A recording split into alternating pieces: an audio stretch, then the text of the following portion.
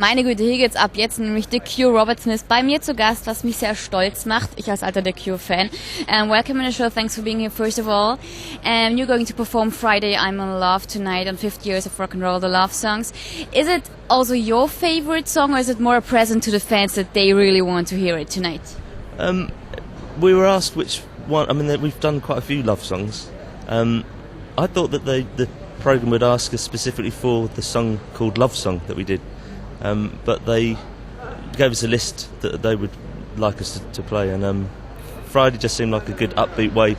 We knew we were on near the end of the programme, so we thought it'd be good to do something that was very kind of pop and upbeat. So, yeah, it's not a song that we play that often actually, Friday. We only ever, normally when we're playing concerts, we only ever play it on a Friday, so this is very strange to play it on a Saturday. I guess. 50 years of rock and roll, that means also 25 years of The Cure. It's 25 years ago you came up with your first album, Three Imaginary Boys. So, how to survive quarter century in music business? Please tell me. This is the first time, I think, in this environment where I actually feel like I haven't been doing it that long. Okay. Because most of the people here have been doing it longer than we have. So, my enthusiasm for what we do is exactly the same as when we started. I think that's probably the key. For me personally, it's just like I still feel very passionate about what I do, and I can't imagine anything I would rather do. So it doesn't seem like 25 years ago since Three Imaginary Boys. You just came up with a new album, The Cure. So about the name, is it just because you have no ideas anymore about the new name, or is it now 100% of The Cure in it? Well, it was kind of darkly humorous at first when we started recording. I wanted everyone to believe that we were making the definitive Cure album in the studio, so I said this album will be called The Cure, and as it went on, the name kind of just stuck. I didn't always intend giving it a different name, but at the end it just seemed like we'd made an album that should be called The Cure. So, and it's also kind of strange that we waited 25 years before making an album called The Cure, because you know, you're supposed to do that on your first record, so I'm not quite sure what we'll do next though. But it was also because I kind of felt like we were starting again in a funny way, because I didn't expect to make this record. I thought that we would finish the band after the trilogy film that we made in Berlin a couple of years ago. That was supposed to be the end of The Cure, so this is just a bit sort of it's actually quite strange, all the attention that we're getting again this year.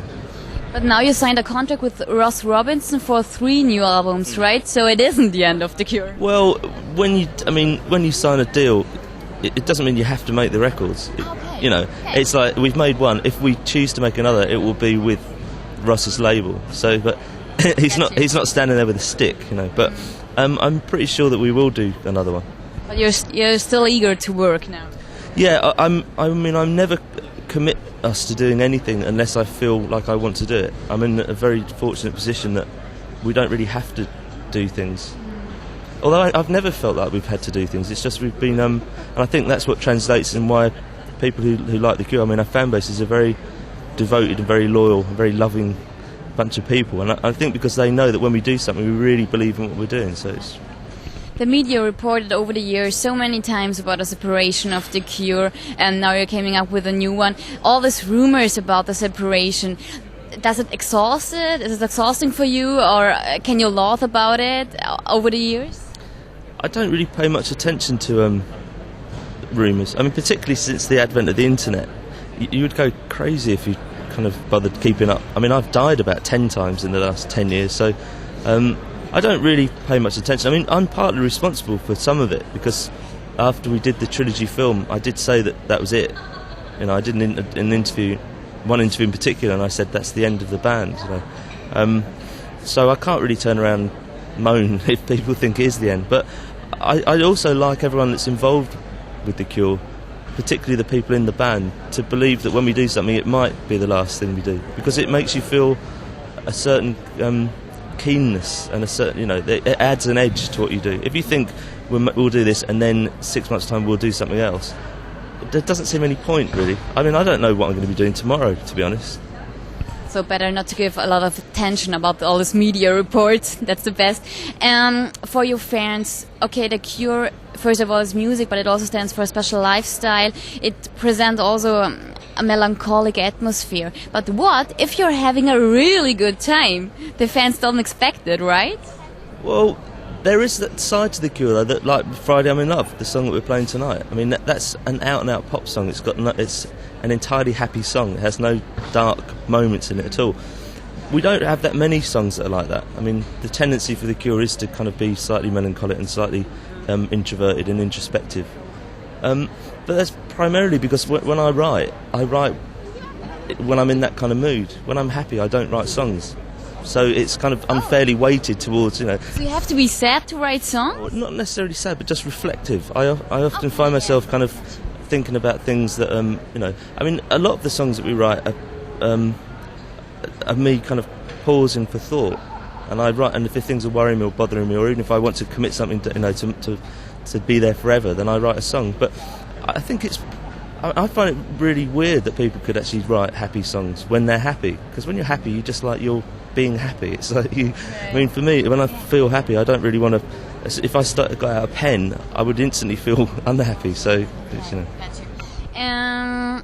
About your style, about 25 years you always stayed on your style. Is it just not a style? Is it more you, with your all the dark clothes and all this stuff? Is it just you, the person? Because many people were thinking about, okay, is he changing his style one day? But you don't think about it, right? Over the years, I have looked different over the years from time to time. I mean, I've shaved my head 3 times in 25 years. And I went through a whole year wearing nothing but white shirts. So, but the overall impression of me is as this, how I look. It's kind of I just feel comfortable with how I look. Really, it's another aspect of there are certain bands that reach a point in their career and then they feel the only way to stay relevant is to reinvent themselves, give themselves a different image. And strangely enough, it's never been that important to me. I know it is become very important to the media in particular, because it's always like the hair and like makeup and stuff, but it doesn't really, I don't even think about it that much actually. It's more like putting on makeup today, it's more like I'm getting into a kind of mindset to go out and perform. I would find it very difficult to do it without makeup, but it's just like, I mean, it's a kind of theatrical thing as well. I mean, everyone that goes on stage wears makeup. And that's the other thing. In a magazine, when you go through, and everyone in the magazine will be wearing makeup, but they'll only talk about me. So it's like... Okay. Tonight we are listening to a lot of love songs. Which one is your favorite love song of all times? And maybe you've got a special relation to, one? Or my favourite love song is not really a love song, but it's Life on Mars by David Bowie. But it just reminds me of a time when I first fell head over heels in love, and it just sums up that feeling of like. So thank you very much, Rodney. It was a great pleasure for me. Thank you very much. The Cure Bands zu Gast. Das ist toll.